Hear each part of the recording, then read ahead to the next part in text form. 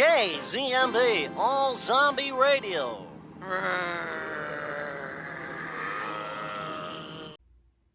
I would love to do a synopsis review for you guys, in case there's anyone out there who is not interested in purchasing this at all and would just like to get an overview of what happens. I am happy to summarize for you in the future. Many months later.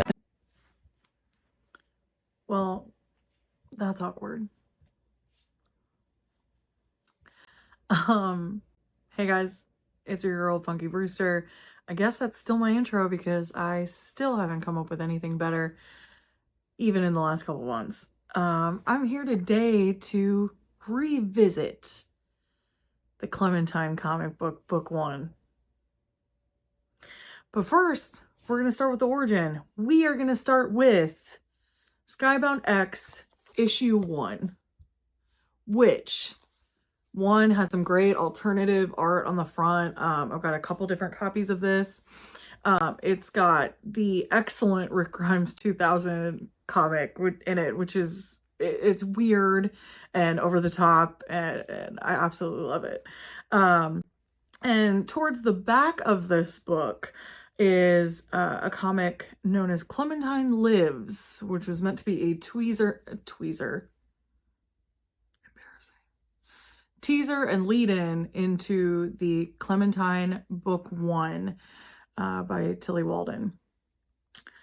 This was also done by Tilly Walden, so it's in the same style, black and white, much like the Walking Dead universe proper.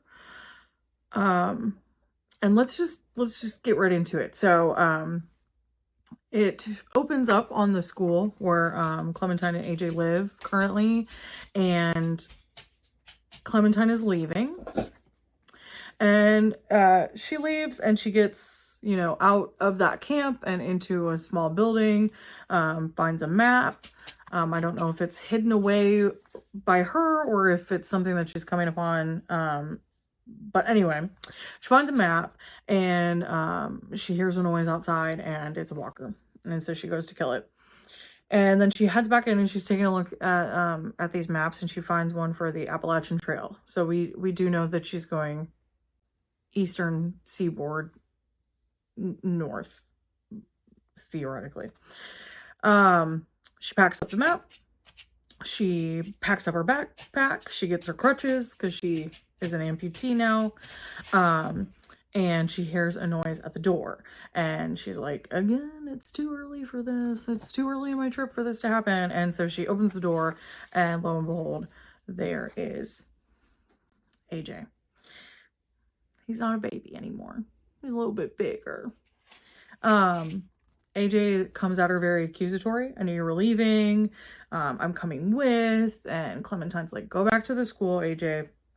AJ's super upset because she wasn't even going to say goodbye. She was just dipping out. This is just going to be a trip, right? You're coming back. I'll see you again. And Clementine admits that this is not a trip. She's not just leaving for a little while. She's leaving maybe forever.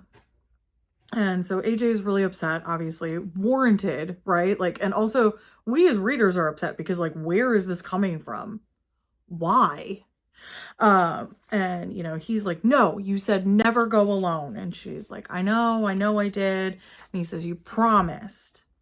And she says, I have to break that promise. Bro, what? At this point, AJ is crying, and he's asking why, and she is now crying. Clem is crying as well, and she's like, I've known you since you were born, goofball. And she just says so this is where we get a reason behind it. But you don't know what it means. Before we got here, I've lost track of all the times I nearly lost you. All those close calls, getting you here, somewhere safe, it's all I've wanted. And now, with the coalition having 2 other settlements around to help, you can have a real life here with good people. The school isn't a hideout anymore. And then AJ cuts in and says, home. She says, yeah. And he says, for both of us. And her response is, no, baby, it's not for me. I don't know how to explain it, but I'm not happy. What in the world?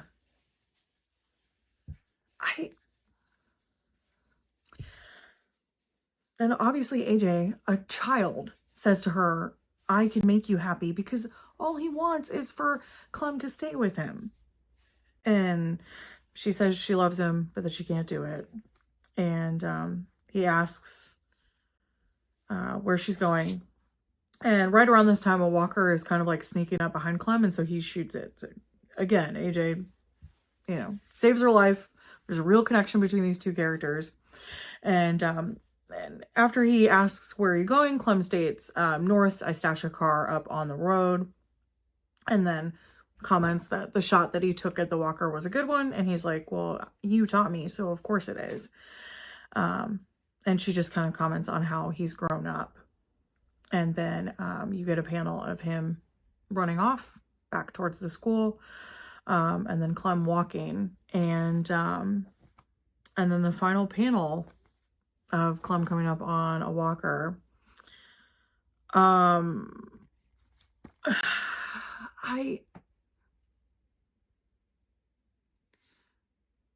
know why it took so long to come back to this? I didn't want to come back to this. This is painful. This is so painful.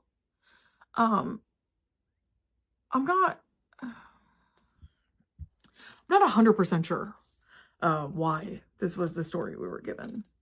I mean, this is really where the like controversy over the Clem comic book started, right? Like everyone read this and was like, that would never happen.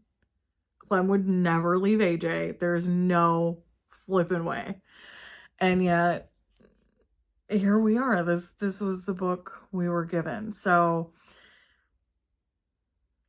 I don't know. It's a rough start to, as I've stated before, a pretty mediocre story. But I wanted to come back to this before we dive in to book one, which we'll take in chapters. So I will do a couple videos in a row here where you will get chapter increments. Anyway, a painful beginning to I don't even want to call it a painful book because it's like so mediocre. It's like easily forgettable, the storyline. I've come to know now that I've left it for some time. And I'm just I don't know. I'm flummoxed is what I am. Flummoxed. What do I say that hasn't already been said? So anyway, I'll leave you with that painful thought and information, and like sick cover art though, right? This is not at all what you get in the comics. So drastic juxtaposition against what's actually in the comic. Anyway, we will touch back on this, hopefully not in 6 months, but like next week. I'm gonna sludge through this for you guys because I love you, and I'm gonna read the crap so you don't have to, or so we can just talk trash about it together. Camaraderie. Okay, love you guys. Bye.